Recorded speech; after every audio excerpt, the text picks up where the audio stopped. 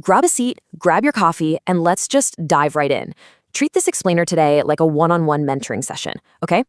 You've worked incredibly hard, you landed that solid position, and man, you're finally seeing a steady stream of income hit your bank account. But here's the thing. Making the money, that's really only half the battle. Today, we're talking about the 7 divisive expenditures of wealth and poverty. We're going to get into the unwritten rules of protecting that new income of yours. Because it's not just about, setting a rigid budget, it's about fundamentally understanding how real wealth is built, and more importantly, how it's kept. As a young professional, you absolutely need to wrap your head around this concept. Long-term wealth is actually a strategic defense mechanism. Think about this for a second. It's not just what you earn, it's what you refuse to buy. Society's constantly screaming at us that success looks like a leased luxury car or, flashy designer labels. But honestly, true financial strength is defined by the purchases you actively walk away from. You have to defend what you make. A massive paycheck is literally completely vulnerable if you don't have the discipline of strategic refusal. So, moving into Section 1, the wealth and poverty divide. Let's take a quick look at the foundation of these economic habits. To really grasp this divide, we gotta define what a divisive expenditure actually is. Basically, it's a financial choice, or a purchase, that actively separates wealth-building behaviors from poverty-entrenching habits. Now, as your mentor today, I really want you to look at this totally neutrally. No judgment, we're just talking about mechanics here. Actually, scratch that. Think of it more like plumbing. These expenditures are simply leaks in your professional ship. And look, if you don't plug those leaks, it doesn't matter how fast you're sailing forward, eventually you are going to sink. And man, it is an incredibly stark contrast. On one hand, you've got this clutter of things that literally keep people poor. And on the other hand, you have the shield, the specific things rich people actively avoid. See, poverty is often entrenched by a very specific set of active purchases, right? Well, wealth is maintained by a conscious, deliberate defense against those exact same things. It is a behavioral gap, pure and simple. And mapping it out like this lets us see exactly where the boundaries of that gap really lie.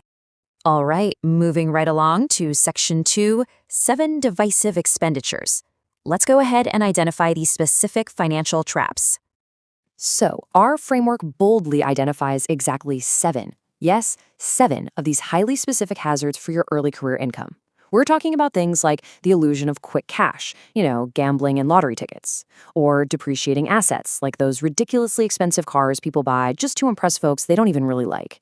Then there's high-interest credit card debt, pyramid schemes, and even the daily compounding drain of junk food.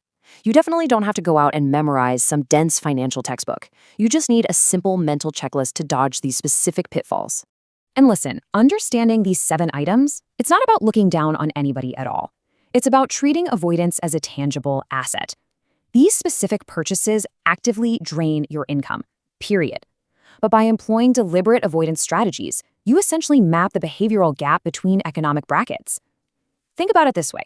You are literally turning the act of not buying something into a powerful wealth-generating asset. How cool is that? So before we go any further, I really want you to just pause for a second. Honestly ask yourself, are you buying into the divide? Is your current hard-earned paycheck inadvertently funding any of these traps? Because trust me, it is remarkably easy to do. Especially when you start making a bit more money and you feel that pressure to upgrade your lifestyle, right? We often fall into these traps simply because we just aren't paying attention. But remember, as a professional building your career capital, your attention is absolutely your most valuable currency. Which brings us to Section 3, protecting your future wealth. It is time to secure that financial foundation.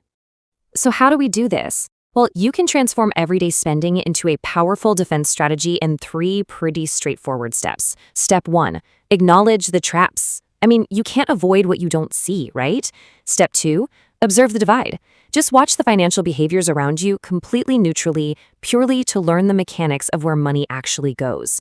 And then step 3, and this is for sure the most crucial step, actively refuse. It takes conscious, daily effort to put your hand up and just say no to the things that silently drain your potential. I want to leave you with this final thought. The next time you open your wallet or, add something to an online cart, remember this. Your future wealth is defined by what you leave on the shelf. So ask yourself, will your next paycheck build your foundation, or is it going to widen the divide? As your mentor in this explainer today, I promise you, the power is entirely in your hands. More specifically, it's in your ability to just walk away. Keep building that foundation, and I'll catch you next time.